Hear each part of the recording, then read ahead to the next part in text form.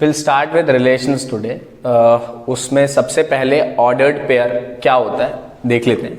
Ordered pair का मतलब है, लेट्स से ऐसा लिखा है 1,2, ठीक है। ये जो नंबर है ये एक डेफिनिट ऑर्डर फॉलो कर रहा है, पहले 1 बाद में 2, ठीक है। ये a, b is written in a definite order, in a definite order, right. That means a, b is not equal to b, a। इसमें b पहले आ गया, a बाद में आ गया, तो ये क्या है, ऑर्डर्ड पेयर है, ठीक। सिमिलरली ऐसे ही ऑर्डर्ड ट्रिपलेट भी हो सकता है, a b c, this can be termed as ordered, है ना, triplet, right. So this is ordered triplet. Now if I say that a, b is equal to 1, 2, they are ordered pair है, तो क्या होगा, a का value क्या होना चाहिए, ये वाला, और b का वैल्यू ये होना चाहिए। That means a is 1 and b is 2. So this was ordered pair. Next thing is Cartesian product. Cartesian product क्या होता है, let there be two sets a and b. a and b are two sets, ठीक है। a cross b is known as Cartesian. It is known as Cartesian product. A is this set A and set B. A and B be two sets. तो मैंने example लिया, I'll take an example and फिर आपको पता लगेगा। तो A set लिया, मान लो A, B, and take the set B as let's say 1, 2, 3. Very simple example. So what is A cross B? It is A, 1, A, 2, a, 3। पहले इसका element आएगा, ऑर्डर्ड पेयरिंग, पहले इसका फिर इसका, फिर a के साथ 2, फिर a के साथ 3। सिमिलरली b के साथ 1, b के साथ 2 और फिर b के साथ 3, ठीक है। तो this is a cross b। अच्छा, अगर मैं b क्रॉस a लिखना चाहूं तो भी लिख सकता हूं। पहले b के एलिमेंट्स लिखना पड़ेंगे, पहले b के एलिमेंट्स लिखने पड़ेंगे। That is 1, a, 1, a, then 1, b, then 2, a, 2, b, और फिर 3, a and 3, b, ठीक है। तो ये क्या है, ये a क्रॉस b है और ये b क्रॉस है। आपको दिख रहा होगा कि ये दोनों बराबर नहीं है, ऑल्दो नंबर ऑफ एलिमेंट्स बराबर है, पर ये इक्वल नहीं है क्योंकि ये a, 1 लिखा है और ये 1, a है। They are different ordered pairs. I hope this thing is clear. So अब मैं यहाँ पे डेफिनेशन लिख देता हूँ आपको, एग्जाम्पल से आपको समझ आ गया होगा। तो यहाँ पर मैं लिख देता हूँ a cross b is equal to a, b such that a belongs to a and b belongs to b। मतलब कहानी ये हो गई कि a क्रॉस b को मैं ऐसे डिफाइन कर सकता हूं, जो मैंने पहले नहीं लिखा था, लिख दिया। तो आपको इस एग्जाम्पल से ये पूरी बात क्लियर हो गई कि a क्रॉस b क्या है और b क्रॉस a क्या है। अब नंबर ऑफ, यहां से एक कंक्लूजन जरूर मिलता है कि number of elements of a cross b is equal to number of elements of b cross a। This is number of elements. मतलब आप ऐसा समझो कि एलिमेंट्स a क्रॉस b लिखो चाहे b क्रॉस a लिखो, नंबर ऑफ एलिमेंट्स तो बराबर आएंगे, ठीक है। सो कुछ पॉइंट्स देख लेते हैं। पहला पॉइंट है कि इफ ईदर a और b is a null set, मतलब अगर कोई भी एक नल सेट हो जाता है, फाई हो जाता है, तो क्या होगा, तो होगा ये कि a क्रॉस b फाई आ जाएगा। क्या आएगा, phi. It is also a null set. Understood. Second point is if elements of set a are n, let's say, और m, elements of set b are n। So number of elements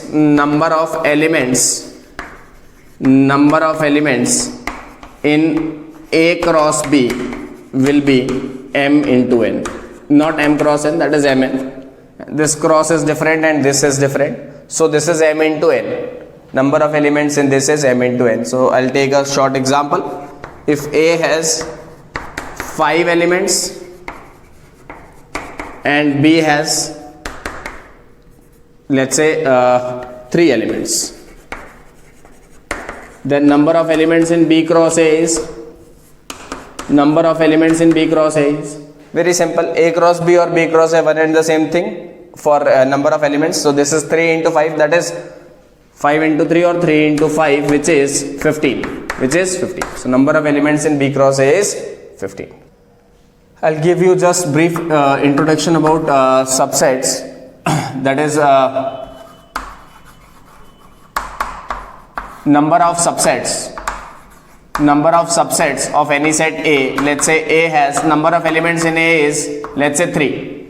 So number of subsets of A is, this we have covered in lecture of sets. Number of subsets is 2 to the power 3, that is 8. So this is the basic subset. Number of elements in A is 3, number of subsets is 2 to the power 3. If it is 5, 2 to the power 5, 10, 2 to the power 10, and so on. Okay, now let's start with relations. What do you mean by relation? So relation from A to B is defined as a subset of A cross B. It is the subset of the Cartesian product of A and B. That means if I take an example, let's say you have A as 1, 2, 3 and B as, let's say, A comma B, right? So Cartesian product is A cross B, that is, let me write the Cartesian product, 1 comma A, 1 comma B, right, and 1 comma A, 1 comma B, 2 comma A, 2 comma B, and 3 comma A, 3 comma B.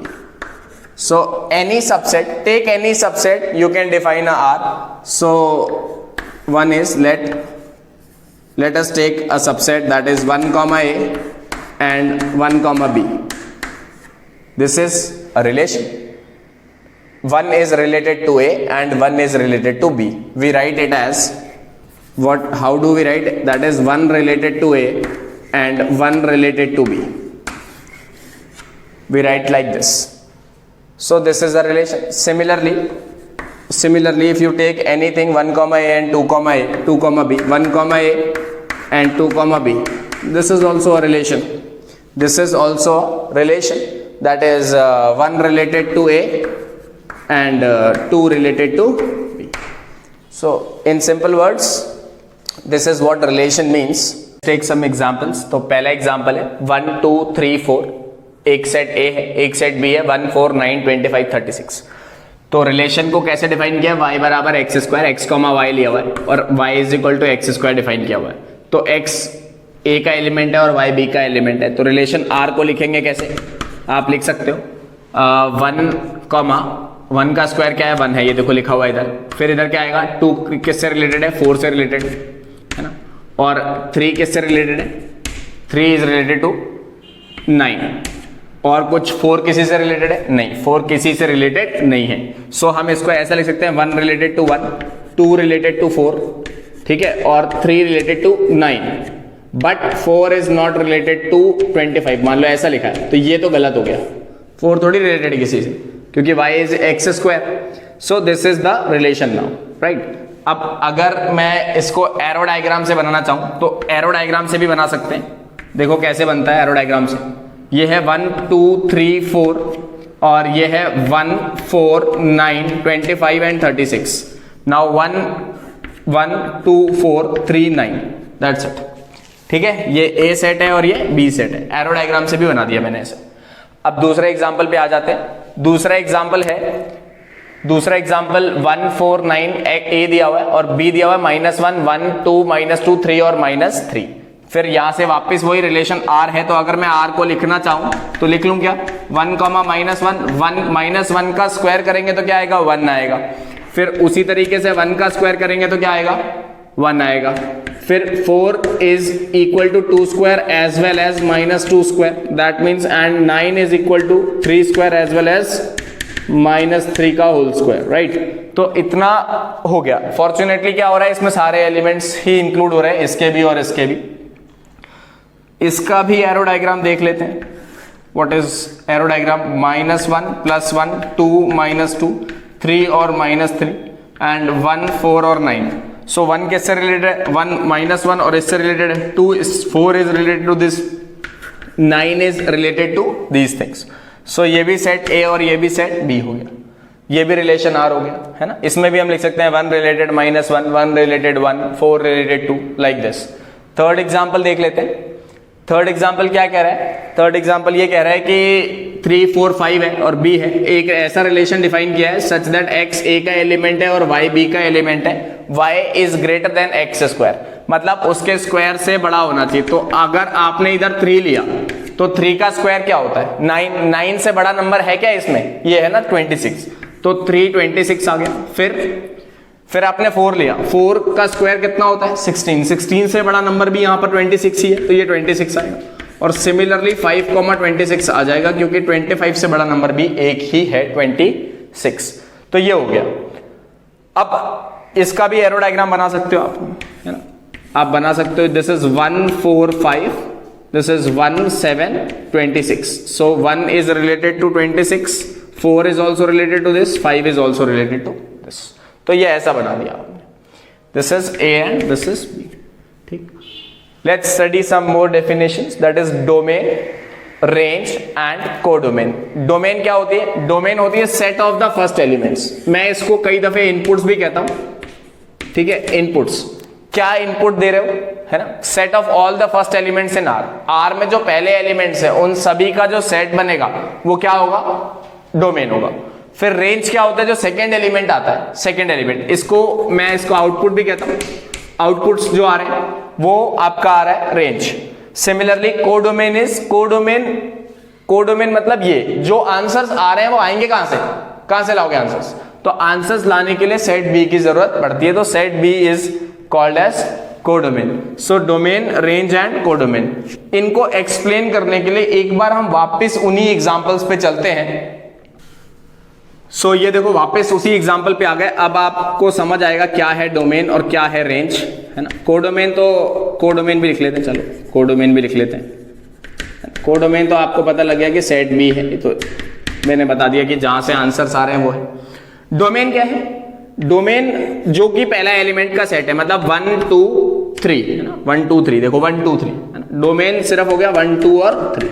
अच्छा, पूरा set ए नहीं आया, याद रखो, आ भी सकता है नहीं भी आ सकता है, रिलेशन में कुछ भी हो रहा है, ठीक है। आ भी सकता है, चारों भी आ सकते थे, नहीं आए तो कोई बात नहीं, ठीक है। ये डोमेन हो गया। रेंज, रेंज क्या है, 1 4 9, 1 4 और 9, तो यहां आपको दिख भी रहा होगा 1 4 9 सेकेंड एलिमेंट्स जो हैं, that means this is 1 4 9, okay. अच्छा, इधर 25 और 36 नहीं आया तो कोई फर्क नहीं, मत आने दो, क्या दिक्कत है। नेक्स्ट एग्जाम्पल नंबर 2, यहां भी देखते हैं डोमेन और रेंज और कोडोमेन लिखने की कोशिश करते हैं। तो डोमेन क्या है, डोमेन अगर आप देखो तो डोमेन 1 4 और 9। अच्छा, फॉर्चुनेटली 1 4 9 मिल गया, अच्छा हो गया, देखो पूरा मिल गया डोमेन। अच्छा, रेंज क्या होगी, जो आंसर आ रहा है, मतलब जो सेकेंड एलिमेंट्स, तो क्या लिखेंगे, -1 1 2 और -2। एरो डायग्राम बनाने के पीछे एक कारण है, मैंने एरो डायग्राम बनाया है क्योंकि अगर आप फंक्शन का ये अपने पास हो गया रेंज, ठीक है, ये डोमेन है, ये रेंज है। एरो डायग्राम बनाने का कारण है ना, आप जब फंक्शन पढ़ेंगे हम तो समझ आएगा आपको। Domain, range and then codomain. Codomain is set B, you can write here set b। अच्छा, इधर कोई भी रेस्ट्रिक्शन नहीं है इनपुट आउटपुट पे, ठीक है। देखो, एक इनपुट है, 2 आउटपुट है, चल जाएगा, कोई दिक्कत नहीं, कोई भी रेस्ट्रिक्शन नहीं है। ठीक है, इसलिए एरो डायग्राम बनाने से आपको क्लियर हो रहा है, अच्छा एक इनपुट पे 2 आउटपुट आ रहे हैं, कोई प्रॉब्लम नहीं है, 3 भी आ सकते हैं, 20 भी आ सकते हैं, 100 भी आ सकते हैं, ठीक है, उससे फर्क नहीं पड़ रहा है रिलेशन पे। देन थर्ड एग्जांपल में वापस एक बार और लिख लेते हैं, इसको भी कोडोमेन और रेंज लिख लेते हैं। सो डोमेन इज व्हाट, इसकी डोमेन क्या आएगी, अगर आपको दिख रहा हो तो 3, 4 और 5 आ रहा है। अच्छा फॉर्चुनेटली इसमें भी ऐसा हो गया, 3, 4, 5 आ गया। और रेंज में क्या लिखेंगे, रेंज में देखो एक ही एलिमेंट है, एक ही एलिमेंट है रेंज में, है ना, 26, तो इसको सिंगलटन भी कहते हैं कई बार, ठीक है। Domain, range and finally codomain is what is codomain, codomain is set B. हर बार सेट बी नहीं, पता लगे आपको ऐसा दिया है, a relation is defined from B to A, है ना, a relation R is defined from B to A. अब बच्चे ने क्या किया, ये छाप लिया, हर बार सेट बी लिख रहा हूं मैं, उसने ये छाप लिया और सेट बी लिख दिया, तो ये तो गलत हो जाएगा ना भाई। जो दूसरा है जहां पर डिफाइन करते हैं जिस पे, वो वाला लिखना है ना। मैं सेट बी बार बार लिख रहा हूं क्योंकि मैंने ए और बी ऐसे लिए हुए हैं, अब बी और ए ऐसे दिए हुए हैं तो फिर तो गड़बड़ हो जाएगा ना, तो इस बात का ध्यान रखें। पहले हम ये देख लेते हैं कि टोटल नंबर ऑफ रिलेशन कैसे निकालते हैं। अच्छा ये बताओ कि सबसेट जो होता है, subset total number of, let's say A has n elements, so subsets of A, subsets of A, I mean total number of subsets of A, कितने होंगे टोटल नंबर ऑफ सबसेट्स, तो ये होता है 2 to the power n, ठीक। इसी तरीके से अगर एक में m एलिमेंट्स हैं, number of elements in A is m, number of elements in B is n, तो A क्रॉस B में कितने एलिमेंट्स होंगे, अभी मैंने पढ़ाया थोड़ी देर पहले, m cross n, that is m into n elements होंगे, m इंटू n एलिमेंट्स हैं। अच्छा ये क्रॉस और ये क्रॉस अलग अलग बातें हैं, ये मल्टीप्लीकेशन का सिंबल है। सो m इंटू n मतलब m जो m क्रॉस n जो है ये एलिमेंट्स हो गए उसमें, ठीक। अगर मैं आपको बोलूं कि नंबर ऑफ रिलेशंस बताओ, number of relations from a to b, तो कैसे लिखोगे, that is total is equal to total number of subsets of A cross B. A cross B का जो टोटल नंबर ऑफ सबसेट्स है वो होगा क्या, टोटल नंबर ऑफ रिलेशंस, क्योंकि हर एक सबसेट रिलेशन लिया जा सकता है, तो जितने भी सबसेट पॉसिबल है वो सारे के सारे कंसीडर हो जाएंगे।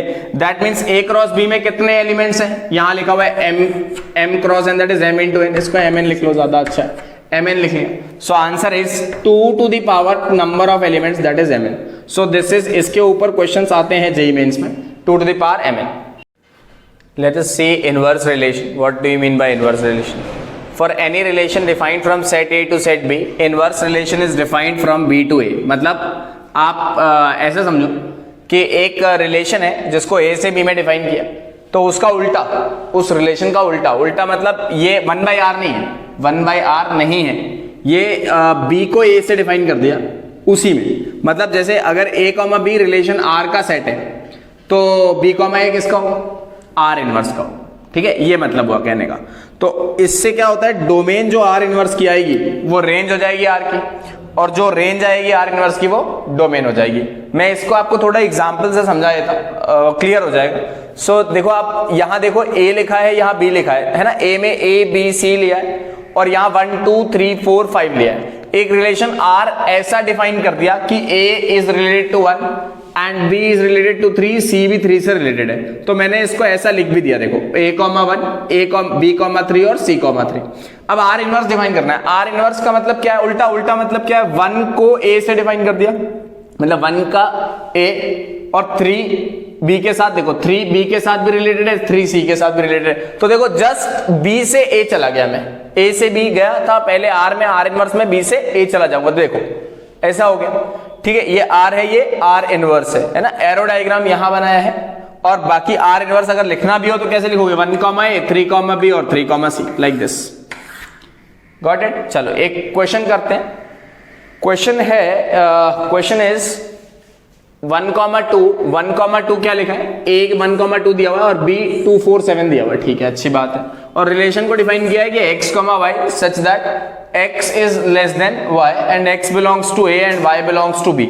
तो r इनवर्स क्या होगा, r इनवर्स क्या होगा? तो सबसे पहले r लिख लें, चलो r लिख लेते हैं।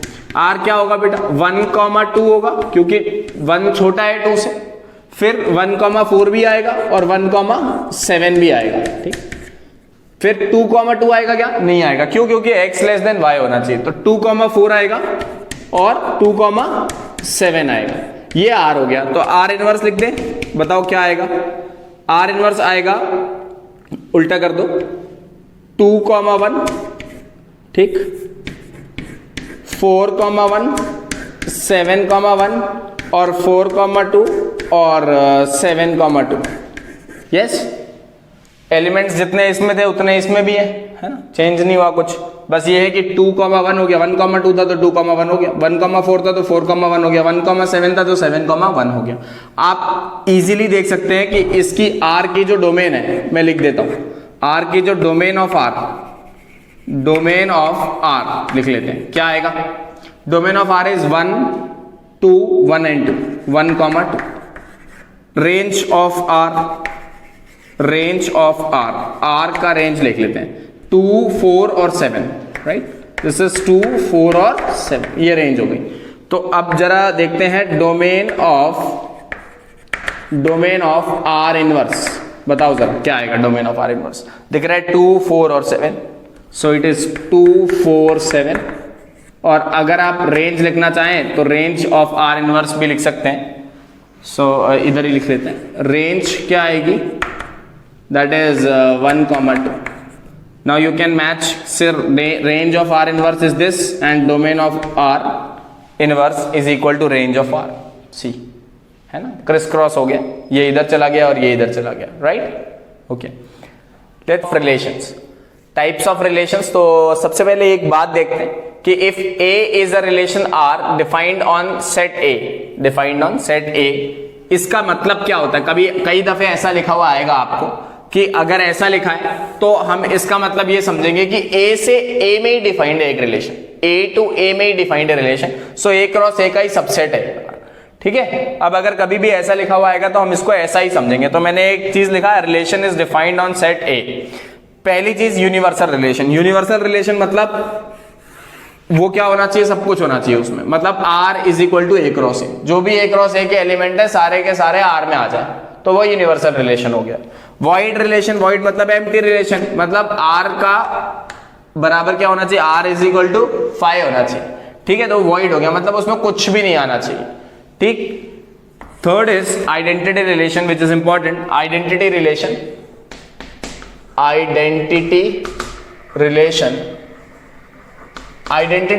क्या होता है? आइडेंटिटी रिलेशन को हम, जैसे मान लो ये इसी चीज के ऊपर बात हो रही है ना, इसको I ऑफ A से डिनोट करते हैं। इसका मतलब होता है A, A होना चाहिए for every A belongs to set A। ये सारे एलिमेंट्स उसमें आने चाहिए, ये सारे एलिमेंट्स A, A उसमें आने चाहिए। मतलब जो भी R रिलेशन बना रहे हो आप, मैं आपको एक एग्जांपल से समझाता हूं, आपको समझ आएगा। So this example is, let's say you have a set A that is 1, 2, 3. Now if you want to define an identity in A, so identity relation होता है 1, 1 का 1 के साथ रिलेशन, 2 का 2 के साथ और 3 का 3 के साथ। अब एक चीज नोट करने वाली ये है कि इधर आप अगर देखोगे तो 1, 1, 2, 2, 3, 3 मिल रहा है, लेकिन 1, 2 नहीं मिल रहा है, 1, 3 नहीं मिल रहा है। मतलब सिर्फ और सिर्फ ऐसे ही एलिमेंट्स आने चाहिए, इसके अलावा कुछ भी होगा तो वो आइडेंटिटी में काउंट नहीं होगा, सिर्फ और सिर्फ ये आने चाहिए। इसका मतलब आइडेंटिटी रिलेशन होता है 1, 1, 2, 2, 3, 3, मतलब A, A टाइप का। Okay, what's reflexive relation? Reflexive relation क्या होता है? Reflexive relation is a relation defined on A such that every element of A is related to itself. मतलब हर एक एलिमेंट खुद से रिलेटेड होना चाहिए। एग्जाम्पल से समझ आएगा, ज्यादा क्लियर होगा। A ये है, इसी के ऊपर एक और रिलेशन डिफाइन करते हैं, R A क्रॉस A का एलिमेंट है।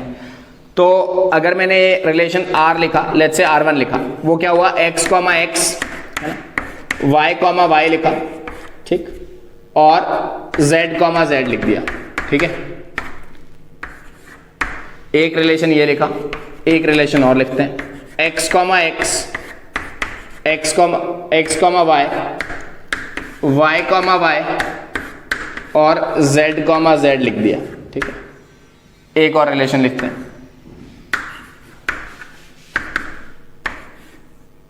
x comma x, y comma y और z comma z and y comma x, तो y कॉमा z ले लो, चलो, है ना।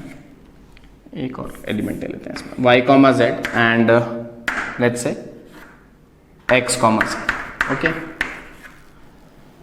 सो अब आप पहली चीज ये देखें कि इधर x comma x, y comma y और z कॉमा z लिया हुआ है, तो क्या ये रिफ्लेक्सिव है? जी है, ये रिफ्लेक्सिव है, क्योंकि a कॉमा a टाइप के elements, a comma a type के एलिमेंट्स आने चाहिए for a belongs to a। ठीक है, ये सारे एलिमेंट्स इसमें आने चाहिए। आ रहा है क्या? x और x, y y z z आ रहा है, बिल्कुल सही बात है, ये रिफ्लेक्सिव हो गया। So it is reflexive, reflexive हो गया। अच्छा, क्या ये रिलेशन आइडेंटिटी रिलेशन होगा? क्या ये रिलेशन आइडेंटिटी रिलेशन होगा? हाँ जी, बिल्कुल हो जाएगा। क्यों? क्योंकि x x है, y y है, z z है, इसके अलावा कुछ और है क्या? नहीं है, इसके अलावा कुछ भी नहीं है। सो ये आइडेंटिटी भी हो गया, आइडेंटिटी रिलेशन भी हो गया, I ऑफ A भी हो गया। यहां देखो, क्या ये रिलेशन रिफ्लेक्सिव है? बिल्कुल, x x है, y y है और z z है। ठीक है, अच्छा ये फालतू का आ रहा है, कोई फर्क नहीं पड़ता, लेकिन ये तीनों तो है ना, कोई बात नहीं, ये हो गया रिफ्लेक्सिव। ये क्या हो गया? रिफ्लेक्सिव।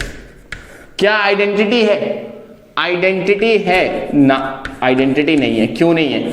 क्यों नहीं है? क्योंकि इसके अपार्ट, मतलब ये तीनों एलिमेंट्स तो हैं, लेकिन ये फालतू का एलिमेंट भी तो आ रहा है। अगर ये नहीं होता तो आइडेंटिटी हो जाती है, तो आइडेंटिटी नहीं होगी। सिमिलरली आप देख सकते हैं जो थर्ड एग्जांपल लिखा है, ये कैसा है? ये देखो, ये तीनों एलिमेंट्स आ गए, तो इसका मतलब ये क्या हो गया? रिफ्लेक्सिव हो गया। लेकिन क्या आइडेंटिटी है? क्या आइडेंटिटी है? I don't think so. Reflexive है, आइडेंटिटी नहीं है। क्यों नहीं है? क्योंकि ये फालतू के एलिमेंट्स आ रहे हैं ना। ठीक है, सो एग्जाम्पल नंबर 2 भी देख लेते हैं। एक रिलेशन डिफाइन किया है,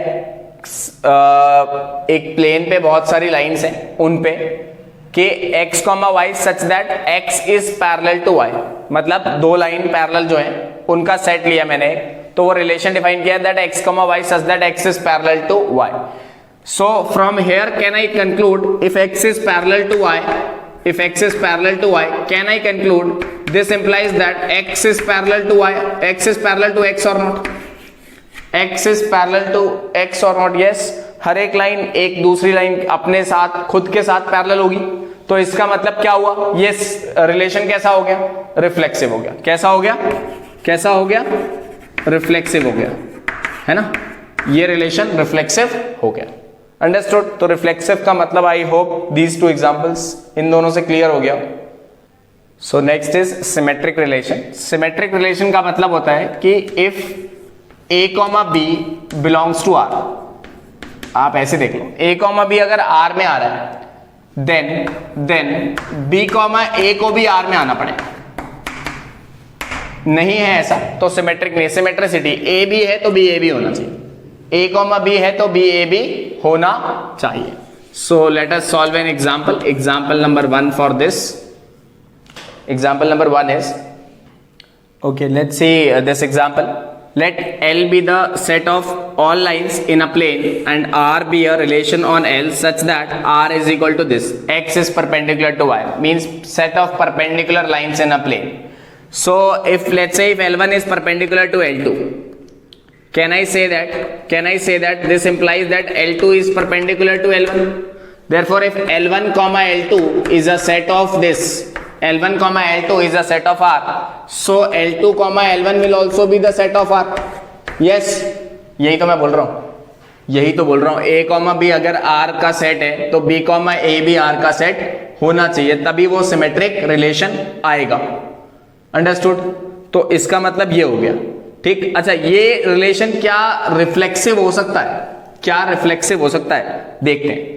भाई अगर L1 L2 के परपेंडिकुलर है, ठीक, और L1 क्या L1 is perpendicular to L1, ये कहना सही है? L1 is perpendicular to L1, क्या एक लाइन खुद के परपेंडिकुलर होगी? नहीं, ये कहना गलत है, क्योंकि मुझे तो ऐसे ही एलिमेंट चाहिए ना A, A टाइप के, तो ये रिफ्लेक्सिव नहीं होगा, ये क्या होगा? सिमेट्रिक होगा। सेकेंड एग्जाम्पल देखो, सेकेंड एग्जाम्पल में सेट ए पे दो रिलेशन डिफाइंड है, एक R1 है और एक R2 है ना। R इज डिफाइंड, यहां लिख लेते, R is defined on set A, set ए पे R डिफाइंड है। तो अगर सेट ए पे डिफाइंड है तो यहां पर मैंने कुछ दो रिलेशन लिए, एक ये लिया और एक ये लिया। पहले वाले रिलेशन में देखो 1 2 है, 1 2 है, ओके, 1 2 का साथी ढूंढो, 2, 1, यस, ये भी है। 1 3 है, हाँ 1 3 है, लेकिन 3 1 है क्या? 3 1 नहीं है। So this relation R1 is not symmetric, is not symmetric, ये सिमेट्रिक नहीं है, ये सिमेट्रिक रिलेशन नहीं है। इसका मतलब क्या हो गया कि इसमें क्यों नहीं है? क्योंकि बिकॉज 3, 1 जो है, 3, 1 ये नहीं है। 3, 1 मैं इसको नीचे लिख देता हूं, एक मिनट, आप इधर देखो, वापस लिख लेते हैं इसको, है ना। मतलब अगर मैं आपसे बोलूं कि R1 is not symmetric, why it is not symmetric? R1 is not symmetric because as 1, 3 belongs to R, but 3, 1 does not belongs to R। पक्की बात है ना? देखो यार, 1, 3 है, 3, 1 नहीं है, साथ ही नहीं है, इसका मतलब ये रिलेशन सिमेट्रिक नहीं है। इसी में R2 भी लिख लेते हैं वापस से, 1, 1 लिखा है, 2, 2 लिखा है और 3, 3 भी लिखा है, और मान लेते हैं 1, 3 ले लो, तो 3, 1 भी डाल दो इधर, ठीक है। अब बताओ, अब ये रिलेशन कैसा रहा? सिमेट्रिक है या नहीं है? अब ये रिलेशन सिमेट्रिक हो गया। क्यों हो गया? अब ये रिलेशन सिमेट्रिक हो गया, क्यों हो गया? क्योंकि इधर 1, 3 है और 3, 1 भी है, देखो, है ना। और बाकी सब में 1, 1 में 1, 1 का उल्टा भी है, मतलब अल्टीमेटली 1, 1 या 1, 1 ऐसे पढ़ो या वैसे पढ़ो, एक ही बात है। सिमेट्रिक है। क्या रिफ्लेक्सिव है? क्या रिफ्लेक्सिव है? जी बिल्कुल है, रिफ्लेक्सिव भी है, ये देखो है। क्या आइडेंटिटी है? क्या आइडेंटिटी है? नहीं, क्यों नहीं है?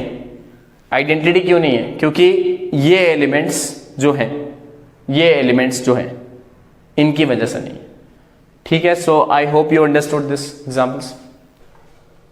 Now what is transitive relation? Transitive relation का मतलब होता है कि अगर if A, B is a set of R, ठीक है, A, B is a set of R and B, C is a set of R, then this should imply that A, C should also belong to R, ठीक है। ये हुआ कौन सा relation? Transitive relation. इसको example से समझते हैं। जैसे मान लो कि एक रिलेशन लिया, एग्जाम्पल नंबर 1 देखो, मैंने मान लो एक एग्जाम्पल लिया कि R is a relation defined on the set of lines on a plane, ठीक है। एक प्लेन में जो लाइंस हैं उसका सेट पे एक रिलेशन डिफाइन किया कि X is parallel to Y, X Y के पैरेलल है। तो आप ऐसा समझें कि X जो है, मतलब अगर मैंने ऐसा बोला कि L1 is parallel to L2, ठीक है, ये मान लो इसका एलिमेंट है R, ठीक है। और फिर मैंने बोला अच्छा L2 तीसरी लाइन के पैरेलल है L3 के लाइन, ठीक है। मैंने ये बोला ये भी R का एलिमेंट है और ये भी R का एलिमेंट है, तो क्या ऐसा नहीं होगा L1 पैरेलल टू L3? आप देख लो, ये 3 लाइनें बना लेते हैं, ठीक है। ये 3 लाइनें हैं, तो अगर ये तीनों लाइनें बनाई मैंने, तो ये लाइन हो गई L1, ये लाइन हो गई L2 और ये लाइन हो गई L3। L1 L2 आपस में पैरेलल है, L2 L3 आपस में पैरेलल है। क्या L1 और L3 पैरेलल नहीं होंगी? इसका मतलब this implies this, hence it is transitive relation. Which relation? Transitive. तो ये ट्रांजिटिव है और यही एग्जांपल हम पहले भी कर चुके हैं। तो ये रिफ्लेक्सिव भी है बट नॉट सिमेट्रिक। सिमेट्रिक है क्या? देख लो यार एक बार। Symmetric L1 is parallel to L2, मतलब L1 L2 तो L2 हाँ सिमेट्रिक भी है, सॉरी, एंड ऑल्सो सिमेट्रिक, है ना, सिमेट्रिक भी हो गया ना, क्योंकि L1 L2 है तो L2 L1 भी तो है, मतलब अगर ये लाइन इसके पैरेलल है तो ये लाइन इसके भी पैरेलल है, तो तीनों बातें सही हो गई, इसमें रिफ्लेक्सिव भी हो गया, ट्रांजिटिव भी हो गया और सिमेट्रिक भी हो गया। एग्जाम्पल नंबर 2 पे आते हैं। R be a relation on natural number such that R be a relation on natural number such that x is greater than y, such that x is greater than y। मतलब आपने दो number लिए, मान लो आपने लिया x और y, x is greater than y मान लो, ये किसका है, x, y किसका है, r का सेट है, ठीक है। फिर y, z भी r का सेट मान लो, है ना। तो क्या x, z r का सेट नहीं होगा? अब इस बात को थोड़ा सा समझ लेते हैं। जैसे मान लो मैंने दो नंबर लिए 1 और 2, है ना, 2 ऑब्वियसली 1 से बड़ा है, नेचुरल नंबर है तो ये r का सेट हो गया। अच्छा 2,5 ले लो, चलो 2,5 भी r का सेट है क्योंकि 5 2 से बड़ा है।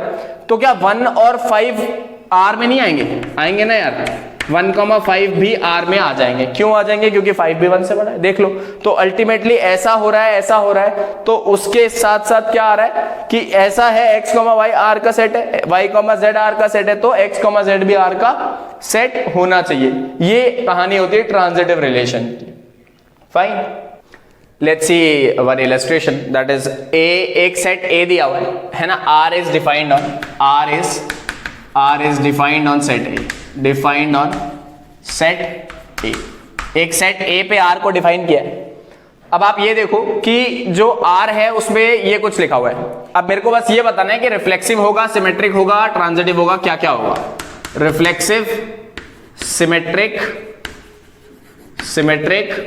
और ट्रांजिटिव, ठीक है। तो मैं इसको देख के बताता हूं रिफ्लेक्सिव है, सिमेट्रिक है या ट्रांजिटिव है।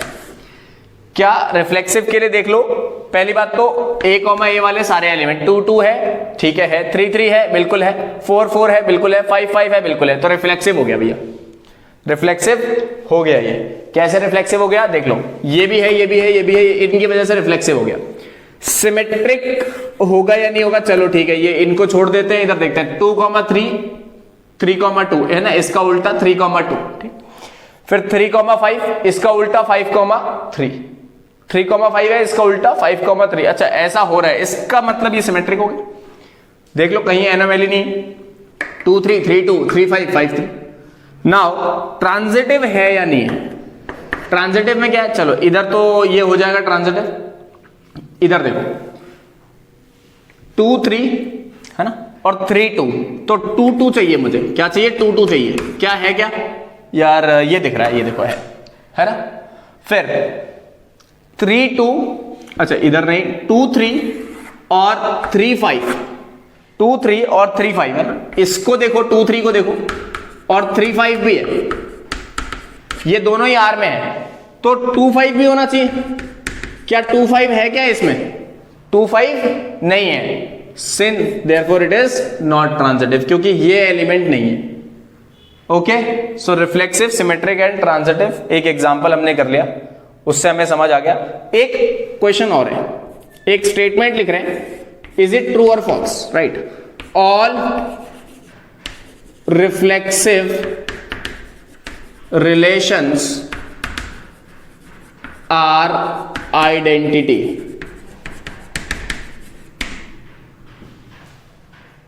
है ना, relation are same, defined on A, right? R is defined on A, R is defined on A, so all reflexive relations are on identity. Correct और नॉट?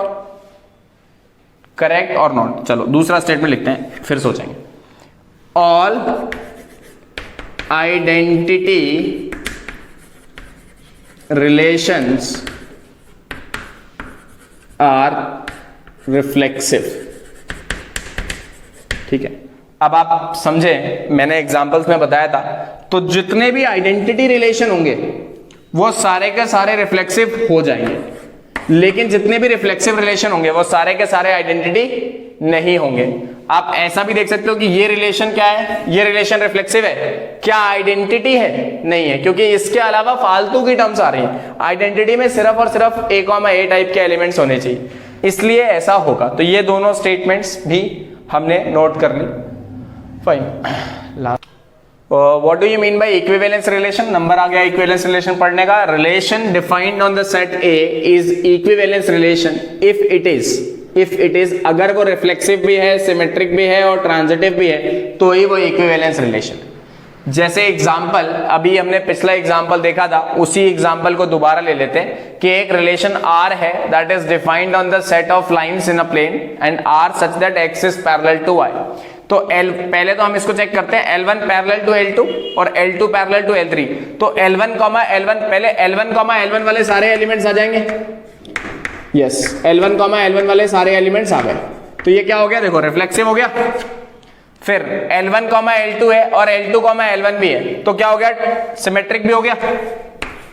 और फाइनली ट्रांजिटिव तो मैंने बताया ही है, L1 parallel to L2, L2 parallel to L3, तो L1 और L3 का relation that is L1 is parallel to L3। तो ये क्या हो गया? ट्रांजिटिव। ट्रांजिटिव भी है, रिफ्लेक्सिव भी है, सिमेट्रिक भी है, तो ये कैसा रिलेशन है? इक्विवेलेंस रिलेशन है। ओके